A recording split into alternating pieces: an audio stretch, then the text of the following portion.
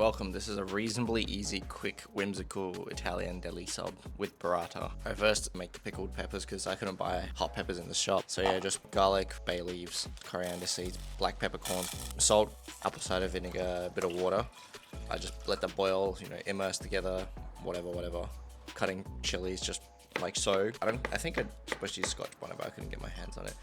Yeah, put the hot vinegar over the chilies and it should be done by the time you finish your sandwich. Next step, make the dressing for your lettuce. Apparently you are supposed to dress it. But yeah, I just went with lots of olive oil, red wine vinegar, salt, oregano, and pepper, grated garlic. And then I blend it to sort of emulsify it. Yeah, once you slice your lettuce iceberg up, yeah, just toss it in that nice dressing that you made.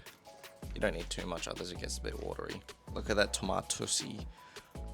Get yourself some heirloom tomatoes and cut them nice and big fat slices, just like so, and then we can layer it in. And then slice your red onions, slice some basil up. I don't know if this is mandatory. Now follow it up with your nice cold meats. I'm pretty sure you can pretty much do whatever. Get yourself a nice baguette, cut it in half, and we're gonna toast the bread. Oh yeah, don't forget the butter or some sort of oil. Now, whilst making sure your bread is nice and toasted, spread some bit of mustard, a little bit of mayo. I had QP but not regular. Cold meats on the bread. I went with champagne ham, prosciutto, and some hot salami.